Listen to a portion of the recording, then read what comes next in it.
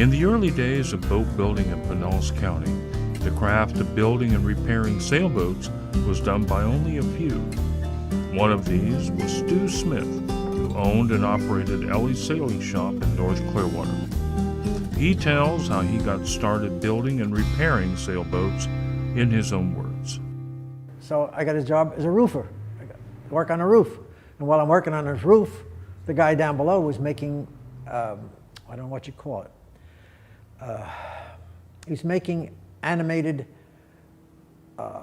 displays for fairs, big stuff that talk, people, things talked and whatnot. And he could see I was a good worker. So he offered a job to me. And he was building an apartment house at the time. So I worked on that until he finished the apartment house. And then I realized I really like working with wood. And I really liked work. So I went in business. I worked for a kitchen cabinet maker for a while, until after my first child was born. And then I just went in business for myself, started building furniture. Never had the first lesson in building, ever. I never even took shop in high school. But I just naturally good at it. Well, actually I started building canoes when I was still a cabinet maker. And although it wasn't out of wood, it was all trimmed in wood. It was a fiberglass canoe that I made the mold for and built 105 of them. And I trimmed it all out in teak and put cane seats in it. And that lasted for many years. And then I bought this store. And then when I came in here, I couldn't give up my woodworking skills, so I just started building wooden prams. And built a bunch of them for the Salty Sisters in St. Petersburg, built a bunch for the Tampa Yacht Club, the Fort Lauderdale Yacht Club, and they still use them in St. Petersburg. They love them. Of course, they put them behind a fence and lock them up so the kids can't use them. That's strictly the women's. Although I had no background in woodworking at all, I kind of drifted into it. My grandfather was a boat builder in the days when they built real boats, big boats. And, but other than that, I just kind of got into it. I just like to work with my hands. I just love it. I found out that's what I like. Well, I grew up on the water in sailboats. I mean, from my time I was tiny up. So I just love it. Like, I just can't do anything else. Let's put it that I hate motorboats. Well, I tell you what we used to do. A bunch of us get together, and we took our rowboats, which we all had little rowboats, and we'd make our own sails out of sheets. We call them slayers? I don't know what we call them. Anyway, we couldn't go upwind in these things, so we'd row upwind and then sail downwind, And everybody had some different rig, and we just made our own rigs. There was no programs like there are today. Even the yacht club didn't have a program. They didn't have programs? No way. And they did have a few boats that raced. Comets used to race there. And so you wanted to race, you'd offer to crew for somebody, and that's how you did it. You crewed for an adult, and you went out with them. That's not done at all anymore. No, that's how Zero. Many years before I could get into it, really. I started out with a canoe and put a sailing rig on my canoe. And I'd sail that for many, many years. And then I got a sunfish. And you got a sunfish. A cheap sunfish. And were you racing the sunfish? Then I started racing. And where? Right here in Clearwater. Is any part of any club in Clearwater? Oh, no. We used to put our boats in where the sailing center is now, which was just an old beach with trees there. And the Clearwater Sailing Center? Yeah. Out on the coast. And that's where we used to race. Yeah. Then I got into the windjammers, and we went into a lot of racing. The canoes, once I bought this business, I only built a couple more canoes, and that's all. But they're still around. I just restored one that I built 40 years ago. And I just restored some of the trim and back a new cane seat that he had broken, and put it on it. And he still loves the boat. There's a lot of them out there. They won't get rid of them. They just keep them. They're 18 feet long, and they're really, really nice boats. Bob Ellenbest started this. He started in the garages behind the shop way back there in 1958.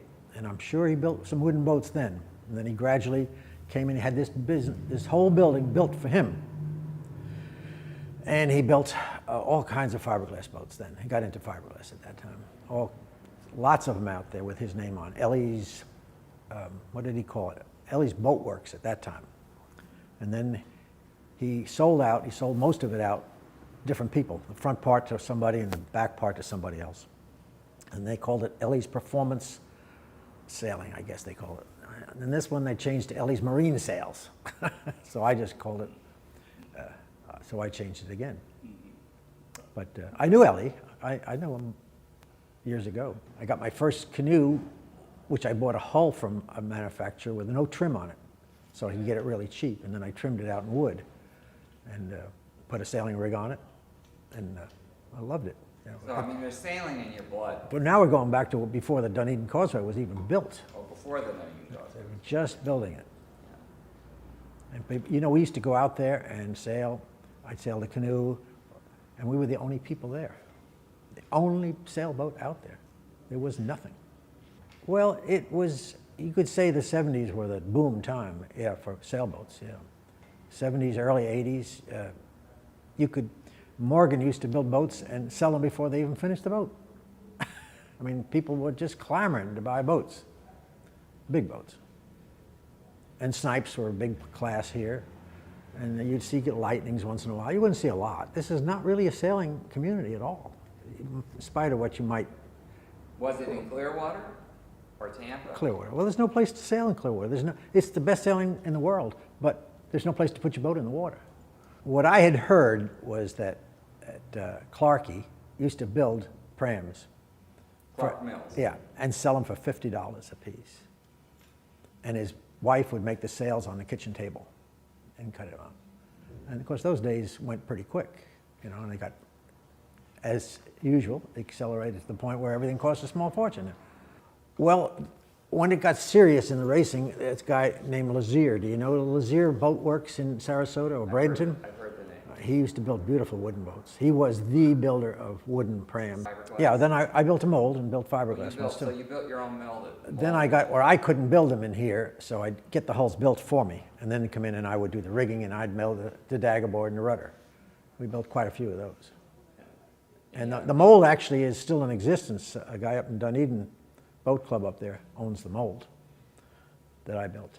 Oh, here's roughly the history that I know, and I couldn't tell you by the year, but what happened was the Optimus Pram, some people brought them over to Europe to sail, and they liked them so much they decided that was a good boat to build, except that Europeans don't use the same plywood we use. So instead of 3/4 inch plywood, which we consider the most popular plywood, they went to, I think, 13 millimeter, which is a little over 1/2 inch. And so the trunk is narrow now. And now they changed the rudder. They didn't like the rudder that way. And then they didn't want a little fancier sails, so they put battens in the sail, see? And they keep changing it every 2 years or so. They keep making different specifications. So now the boat costs $4,000. The sail cost $500 for an Optimus sail. They registered the name Optimus, but they couldn't use the word pram, so they used it. Optimus dinghy is what it is. It's almost identical. The hull shape is almost identical. It's just a little different. But the sail is bigger, and everything else is more expensive. On the Optimus dinghy. Yeah. And then they really spread. In fact, you know what they did? And this is the truth. The people that wanted to promote the dinghy joined the Optimus Pram organization, which was Optimus. Anyway, COPA or something like that. It's on one of the books here. And they joined that organization and then methodically ruined it and made sure that it disappeared. And that, see, when they first started out, they used to have both boats sailing around here. The Pram people would allow dinghy sailors to come to their regattas, different class, but they allowed them to come to their regattas. But then when they started getting more popular with the dinghy people wouldn't allow the Prams to come to their regattas.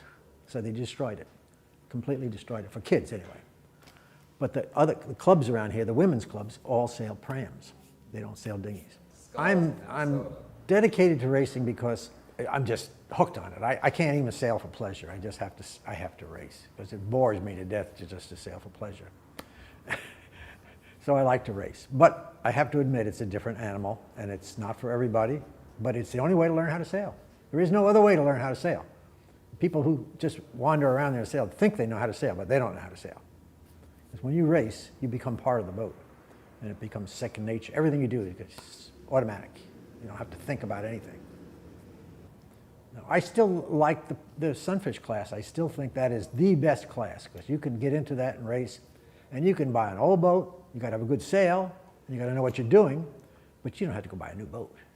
Well, I used to bring the wood down, the solid wood for prams. I used to use Virginia white cedar, and I'd have it shipped down from New York, and what they call flitch sawn, I think they call it, where there'd be sliced sawn, but the bark would still be on the edges. Yeah, and so you work it out, try to get as big a piece out of it. And it was beautiful stuff, and it was very inexpensive, very light, very light. And most people around here use juniper, but then juniper just was disappearing. So then I used the Virginia white cedar. And the plywood, well, that was, we couldn't use American plywood. You had to use foreign plywood, which is called okumi, they call it. Bruyenzeal. It was made, I don't know where it was made, in the Netherlands, I think. And do you think that's...